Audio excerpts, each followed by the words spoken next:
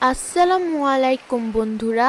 আজ আমি তোমাদের জন্য যে গল্পটি নিয়ে এসেছি সেটি হচ্ছে লোভী ননদিনী। তো চলো বন্ধুরা, দেরি না করে দেখে আসি আমাদের আজকের গল্প লোভী ননদিনী। এক গ্রামে সজীব নামে একজন ধনী ব্যবসায়ী বাস করত। তার অনেক ধন সম্পদ ছিল এবং তার মনও অনেক উদার ছিল। এ কারণে সে তার সমস্ত আত্মীয়ের খোঁজ খবর রাখত এবং সাহায্য করত। সজীব তার বউকে খুব ভালোবাসত। বউয়ের সমস্ত শখ পূর্ণ করত। প্রতি সপ্তাহে বউকে নিয়ে বিভিন্ন জায়গায় ঘুরতে যেত। সজীবের এক বোন রুনা সজীবের এসব কাজ মোটেও পছন্দ করত না। ডাইনি একটা এসে আমার ভাইকে চুষে খাচ্ছে, আমার ভাইকে ভিখারি বানিয়ে ছাড়বে দেখছি, দাঁড়া তোর একটা ব্যবস্থা করছি। এটা বলে সে একদিন ভাইয়ের বাড়ি হাজির হয়। ননদকে দেখে সজীবের বউ রূপা অনেক খুশি হয়। আরে বুবু, অনেকদিন পর এসেছেন, খুব ভালো লাগলো দেখে আপনাকে।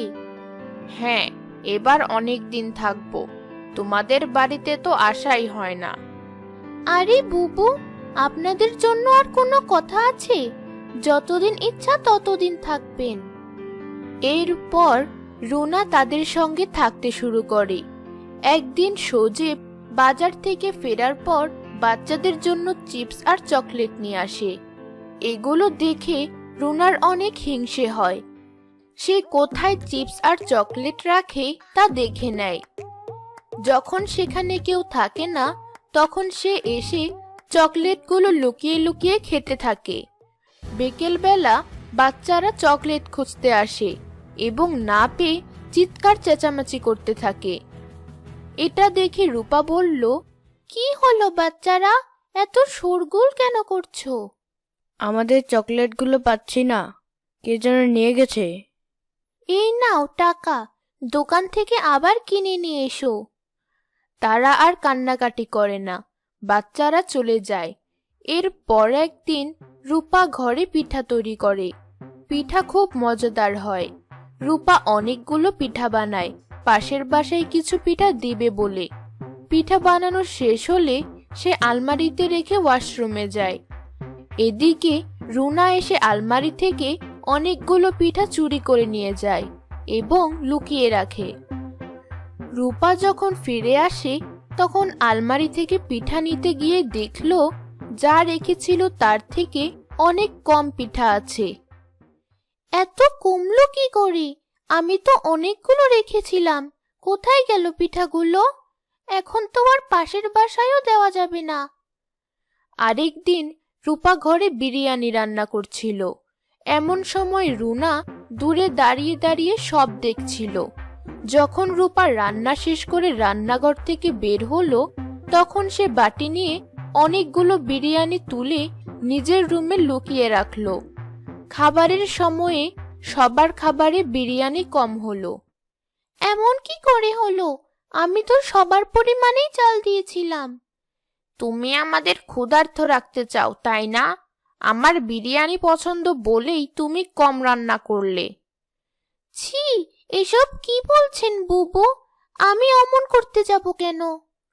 আমি সবই বুঝি, আমাকে আর জ্ঞান দিতে এসো না। এরপর বেশ কয়েকদিন চলে যায়। ঈদ চলে আসে। সবাই ঈদের জন্য মার্কেট করতে যায় এবং সুন্দর সুন্দর ড্রেস কিনে আনে। রুনাও অনেক ভালো ভালো জামা কিনে আনে। রুনার রূপার উপরে খুব হিংসে হয়। আমার ভাইয়ের টাকায় এত দামি শাড়ি, দাঁড়া তোকে দেখাচ্ছি মজা। এর পরের দিন সে শাড়িতে আলকাতরা মেখে জানালা দিয়ে ফেলে দেয়। ঈদের দিন রূপা কাপড় খুঁজতে গিয়ে কাপড় পায় না। সারা ঘর তন্ন তন্ন করেও কাপড়টি কোথাও পাওয়া গেল না। এতে সজীব ও রূপা অনেক চিন্তিত হয়। একদিন রূপা ভাবতে থাকে, রুনা বাবু আসার আগে আমাদের কোনো সমস্যা ছিল না, তিনি আসার পর থেকেই একে একে সমস্যা শুরু হয়। অনেক কিছু হারিয়ে যায়, কিন্তু আমি কোনো কিছুর খোঁজ পাই না। একদিন রূপা রুনার ঘর ঝাড়ু দিতে আসে এবং সবকিছু পরিষ্কার করতে থাকে। এমন সময় পুরনো পচা পিঠার বাটি রুনার রুমে দেখতে পায়। এতে করে রূপার রুনার উপর সন্দেহ হয়, তাই সে রুনাকে চোখে চোখে রাখতে থাকে। একদিন রুনা অনেকগুলো নাড়ু তৈরি করলো এবং প্রত্যেকটা গুনে রাখলো। সে বাচ্চাদের বলে দেয় কেউ যেন বাটি থেকে নাড়ু না ধরে আর নাড়ুর বাটিটা টেবিলের উপর রেখে সরে যায়। এদিকে রুনা নাড়ু দেখে আর নিজের লোভ আটকাতে পারল না। সে তখন অনেকগুলো নাড়ু একটি বাটিতে করে সরিয়ে রাখে। বিকেলবেলা নাস্তার সময়ে রূপা গুনে দেখল ৬০টা নাড়ুর থেকে ২৫টা নাড়ুই নেই। এরপর রুনা তার কাছে গিয়ে বলল, বুবু, আমি নাড়ু বানিয়েছিলাম, এখন আপনার জন্য কয়টি নিয়ে আসবো? আরে, তুমি কখন নাড়ু বানালে? নিয়ে এসো, আমি তো নাড়ু খুব পছন্দ করি, কতদিন যে নাড়ু খাই না। রূপা তখন লুকানো একটা বাটি আলমারির উপরে কাপড়ে মোড়ানো দেখতে পায়। তাহলে বুবু, আমি এক্ষুনি কিছু নাড়ু দিচ্ছি। এটা বলে সে আলমারির উপর থেকে বাটিটা নামায় এবং সেখানে অনেক নাড়ু দেখতে পায়। আরে, এখানে আবার কে লুকিয়ে রাখলো এগুলো? নিশ্চয়ই বাচ্চাদের কাজ। তুমি না দেখলে তো এগুলো এভাবেই নষ্ট হয়ে যেত। রূপা রুনার চালাকি ধরতে পারে এবং সে তার সবকিছু বুঝে যায়। রাতের বেলা যখন সজীব ঘরে আসে তখন রূপা তাকে সব খুলে বলে। এটা কি করে সম্ভব যে বুবু এমন করবে? কেন বুবু এমন করবে? আগামীকাল তাহলে কিছু একটা করি।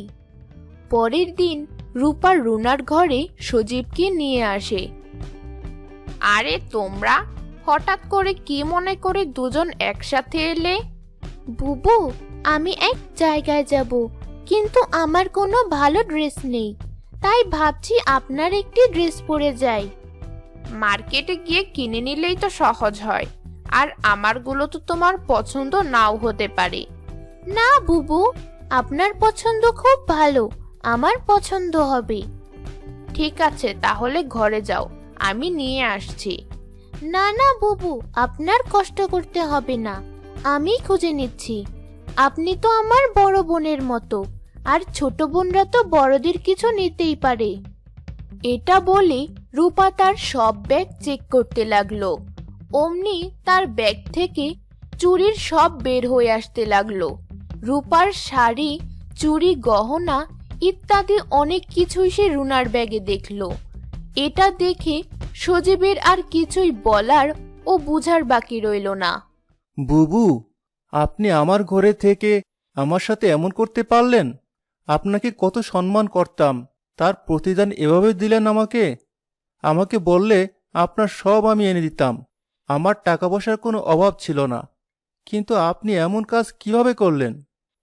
রুনা তার ভুল বুঝতে পারে এবং সবার সামনে অপমানিত ও লজ্জিত হয়।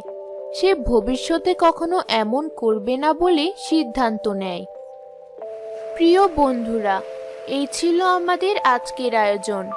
গল্পটি যদি তোমাদের এতটুকুও ভালো লাগে তাহলে অবশ্যই লাইক করে দিও, আর এরকম মজার মজার গল্প দেখতে ডিপি বাংলা স্টোরি চ্যানেলটি সাবস্ক্রাইব করে আমাদের পাশেই থেকো। আজ তাহলে আসি বন্ধুরা, আল্লাহ হাফেজ।